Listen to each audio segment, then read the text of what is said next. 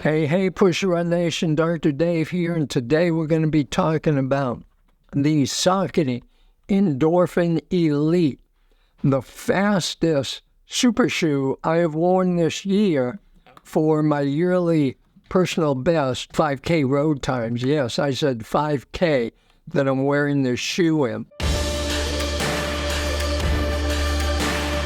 This shoe, new from Saucony, is featuring their Power Run HG foam. It is the softest and bounciest foam that Saucony has come out with, and integrated with a new fork-shaped carbon plate embedded into that foam, which you can see through the cutout in the bottom here.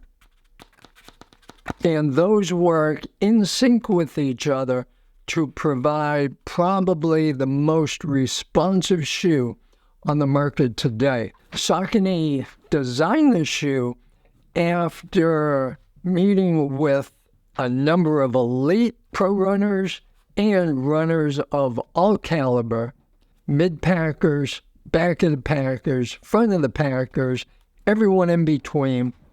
Again, with those pro runners too, to see what they were looking for in the shoe, tested them on treadmills, watched them, filmed them, found out how their foot moved, how their feet were shaped, where they needed all the support, and that's how they came up with this shoe. So let's take a look at what technologies that are in the shoe to make it one of the fastest on the market today. In the upper, we have an extremely airy mesh engineered upper. You can see right through it with all these little micro holes in there. On the toe box, you do have an overlay for a little extra strength and protection. There are other overlays in the Saucony striping on the side here and on the inside of the foot, which aid in lateral stability in the shoe. The tongue is a gusseted tongue, not fully, it's not a booty type shoe, but that tongue is fully gusseted on both sides. One of the drawbacks is with that tongue, which is a rubbery feel, it's extremely thin, but it works nicely with a little wider laces and stretchy laces that Saucony put on here, which you'll find the thinner the tongue is on these super shoes, usually the wider and softer those laces will be and stretchier. You pretty much need that when you have those thin tongues, or else you're going to have a lot of pain on that top section on your foot right here if you're cinching your laces up pretty tight. This is a pretty form-fitting shoe, at least for me. I have narrow feet with high arch, and this shoe fits perfectly with me. Around the ankle, the only padding there is the large Achilles pad right here. The top of your heel section, the Achilles protector, I'll call it. There is a nice pull tab in the front here, but there is no side padding. So that's one of the areas they took a little bit of weight out of.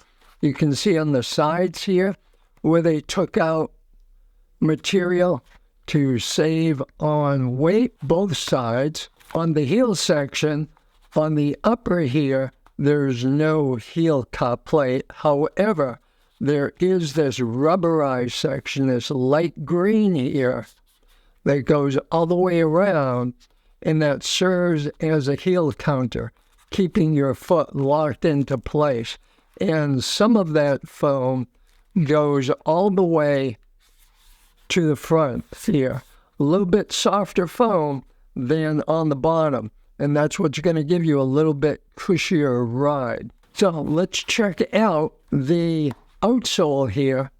We do have very thin plated rubber, very holey here to take out weight, so it's not fully covered because you don't need that, but it's extremely good traction. So you have it on the forefoot and a little bit on the outer heel here, which is one of the primary areas a lot of people, including me, wear their shoes out by coming down on the outside heel and in that mid-forefoot section up front here. One of the new features is this cutout section right in the middle of the shoe, which number one is to take out weight on the shoe.